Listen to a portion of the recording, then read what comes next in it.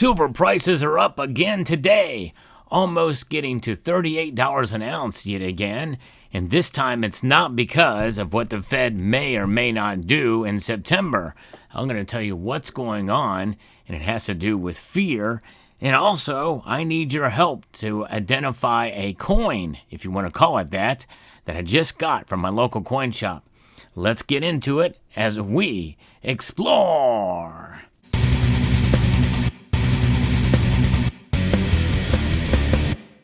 That's right, silver prices are up again today. Encouraging news. There's a few that didn't get what my video was about yesterday when the prices shot up. And of course, I would encourage you, if you ever don't know exactly what I'm talking about, is to go back and rewatch to really get a grip on what I'm discussing.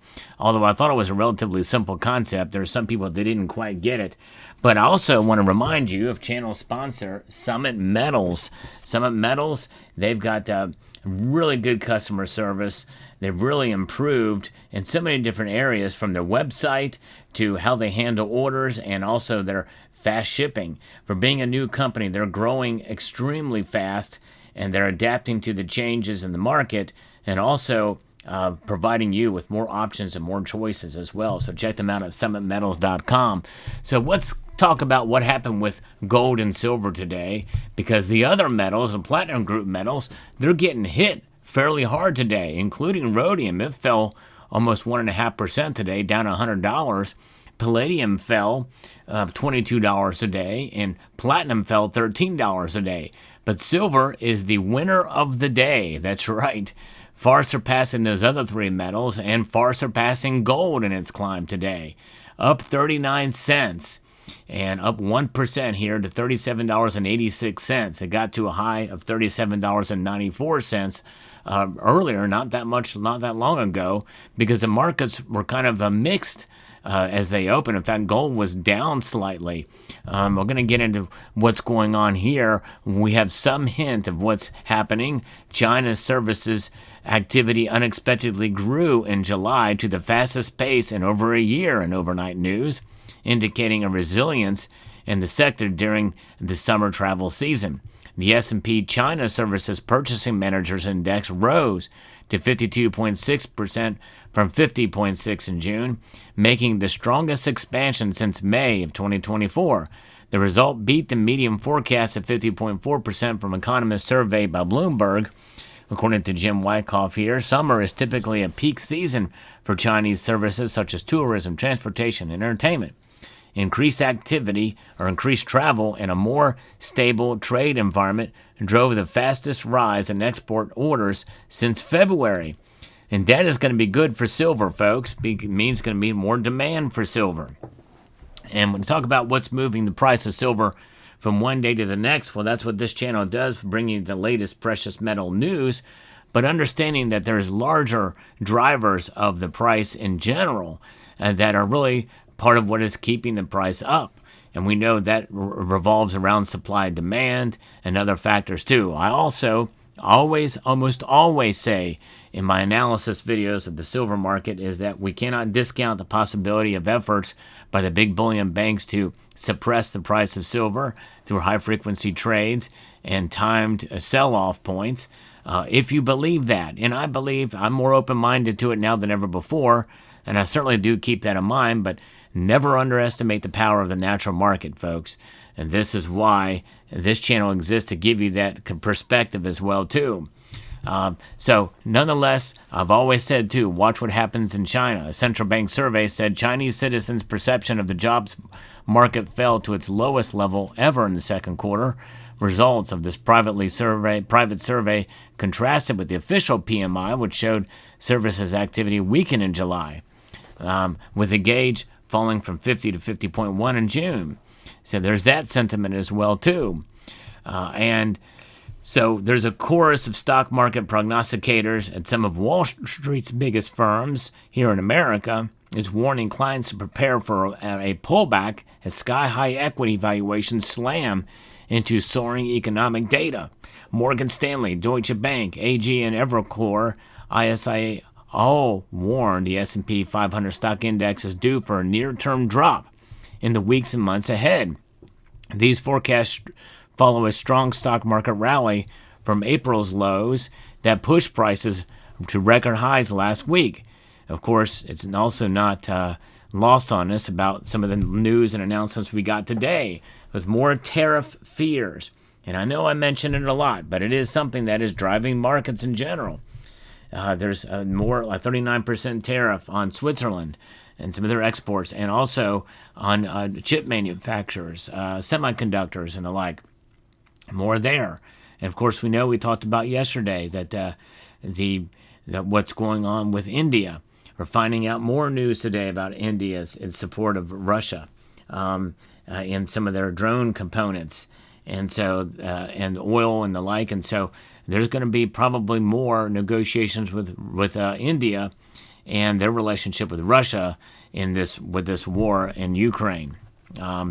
And Trump would like to get that solved, and I know people have different views on that, but nonetheless, we're seeing what happening today. The dollar index is something else we also track here, because all of these things will affect the dollar and its strength and relative to other currencies around the world. And the dollar index is actually up today, 0.14% to 98.77. And so we see that happen, and silver still rising with the dollar rising. It just goes to show you that silver being the clear winner today, today's price rise, yep, I'm going to say it, it's good news, not bad news. That's right. Yesterday's price rise was not good news. Watch yesterday's video to explain exactly why it wasn't good, because of certain reasons. And I'm going to have to spoil it for you, but you're going to want to see that video from yesterday to see why it's not good news. And today's price rise is good news. These are normal market reactions here that we're seeing with silver rising up here over 1%. Surging compared to the other metals, no question about that. We also cannot discount some of the indicators with technical analysis. But U.S. economic data due for release includes weekly Johnson Red Book retail sales report and international trade report and some other factors that don't maybe play as big a role as some of the other data. But December, we're looking at some of the listings for gold, as well as gold rising up slightly here today, up $4.90 right now. Gold is a more resilient metal, and it's really more stable than the other precious metals, any of the other precious metals. But silver certainly reacting more positively today, as we can see here. And but we look at the technicals for silver, their futures bulls have the overall near-term technical advantage. That's right.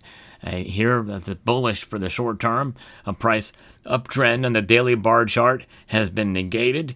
Silver bull's next upside price objective is closing prices above this solid technical resistance at the week's high of $38.51. And so the next down, and I think that's probably futures price, the next downside price objective for the bears is closing prices below solid support at $35. That's a big range. That's $3.51. Different range there. First resistance is seen at $37.73, and then at $38. Next support is seen at this week's low of $36.76, and then at last week's low of $36.28. And so we look at the patterns there, and we can see how that plays. But there's some psychology even among technical analysts too, hence why those numbers are there. You see it below it. People would get discouraged, and if it breaks through support or breaks above resistance, well, that's when you tend to see people operating and fear creeping in there. And I think that's part of what we're seeing happen even right now, moments before these markets close. Fear creeps in, and that's what occurs. All right, now, onto the coin.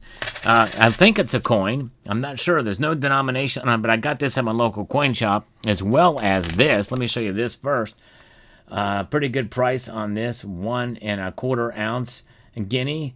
Love these things here from 2020. So there it is. Got that at my local coin shop. As well as I'm also very much in tune with constitutional silver, and I got myself a nice stand. This I paid $20 for, a little bit more because it's nice, but it's just a beautiful coin there. And then a Mercury dime, a Winged Liberty dime here, adding to the stack there. Constitutional to stop the melt. But this is what I got that I need your help with.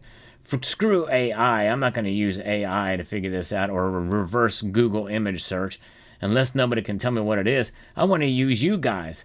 I want you to help me figure out what this thing is. It says Rajkot State. Rajkot State. There, it has a sun there and denticles around it. This thing weighs 0.19 or 18 ounces. Relatively thick reeded edge here. And then on this side, it says Rajkot in 1945. No denomination on it. It's got two little tridents on either side, which maybe it's some Emirates. It looks like it's got some, is that Arabic there on the banner, on the crescent? Maybe could be. And a springbok there, which means possibly it may be an African Arabic nation. And some sort of symbol there at the top. I have no idea what this is. Rajkot, 1945. Just got it today from my local coin shop. So if you can help me identify it, you can see it's a smaller piece. It looks to be, like I said, 0.18, 0.19 ounces of, I guess it is silver. And it looks to be pure silver, but I don't know what it is. 1945. Let me know in the comment section down below. And with that being said, I want to extend a multitude of gratitude to each and every one of you for taking the time to watch as my throat goes out. And encourage you to please rate, share, comment, and subscribe.